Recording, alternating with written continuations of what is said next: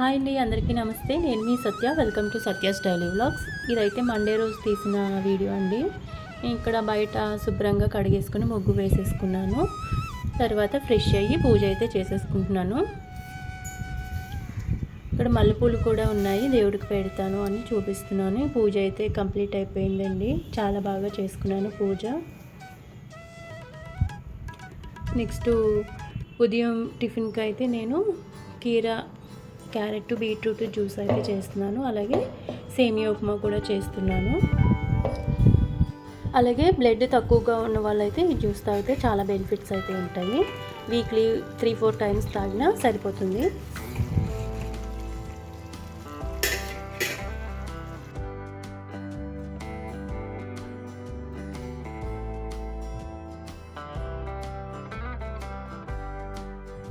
ఇవైతే రైతు మార్కెట్కి వెళ్ళి ఉదయాన్నే కూరగాయలు అయితే తీసుకొచ్చుకున్నాను.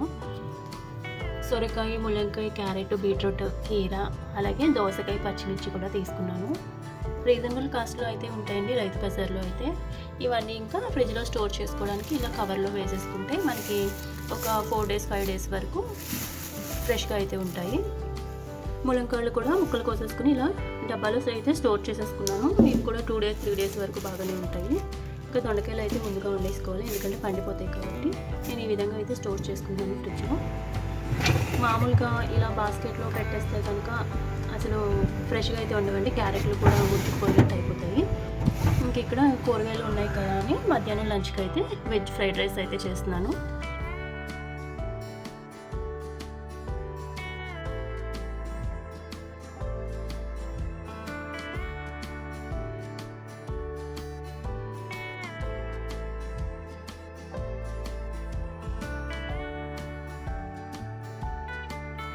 నేను ఇంకా వెజ్ ఫ్రైడ్ రైస్ వండేటప్పుడు అయితే వీడియో అయితే తెలియదు.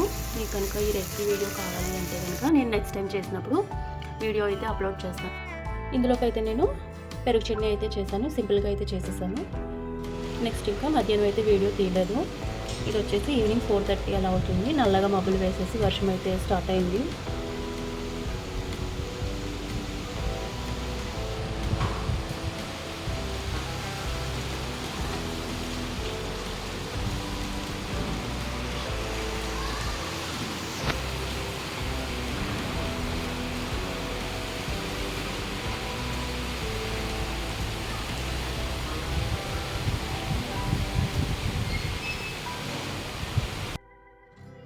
ఇక్కడైతే మా ఆయనకి ఇష్టమని రవ్వ లడ్డు అయితే చేస్తున్నాను. 2 daysకి సరిపడా కొంచెమే అయితే చేస్తున్నాను.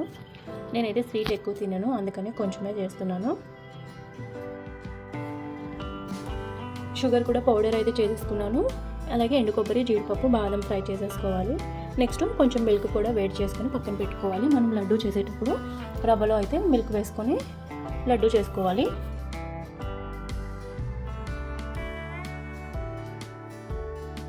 రవ్వ లడ్డు అయితే చేసేస్తాను. 10-12 అయితే వచ్చాయి. 2 daysకి అయితే సరిపోతాయి. మా ఇంట్లో కూడా ఎక్కువ తినే వాళ్ళు అయితే లేదు. ఇంకా ఈవినింగ్ టెంపుల్కి అయితే వెళ్దామని, మండే కాబట్టి శివయ్య టెంపుల్కి అయితే వెళ్దామని వెళ్తున్నాము. కొండ మీద ఉంటుంది టెంపుల్, రామలింగేశ్వర స్వామి టెంపుల్. చాలా బాగుంటుంది. కొండ మీద నుంచి చూస్తే మన విజయవాడ సిటీ మొత్తం అయితే కనిపిస్తుంది. మనకి గుడిలో అయితే వీడియో తీయనివ్వరు కాబట్టి నేను బయట వైపు అయితే వీడియో తీసాను. బయట అయితే ఆంజనేయ స్వామి టెంపుల్ ఉంటుంది, పెద్ద విగ్రహం కూడా ఉంటుంది. ఇదంతా కార్తీక మాసం వచ్చినప్పుడు ఇక్కడ దీపాలు అయితే పెడతారు. జనాలు కూర్చున్నారు చూడండి, అక్కడైతే దీపాలు పెడతారు. కార్తీక మాసంలో అయితే చాలా బాగుంటుంది ఈ టెంపుల్. నాకు చాలా ఇష్టం టెంపుల్ అంటే. ఇక్కడ నుంచి చూస్తే విజయవాడ మొత్తం కనిపిస్తుంది. చూడండి బిల్డింగ్స్ ఎంత చిన్నగా కనిపిస్తున్నాయో. ఈవినింగ్ టైంలో అయితే మనకి క్లియర్గా కనిపిస్తుంది. ఓకే ఫ్రెండ్స్, వీడియో కనుక నచ్చితే లైక్ చేయండి, షేర్ చేయండి, కామెంట్ కూడా చేయండి. ఎవరైతే ఫస్ట్ టైం మన ఛానల్ని చూస్తున్నారో సబ్స్క్రైబ్ చేసుకోవడం అయితే మర్చిపోకండి. వీడియో అయితే కంటిన్యూ అవుతుంది, లాస్ట్ వరకు చూసేయండి.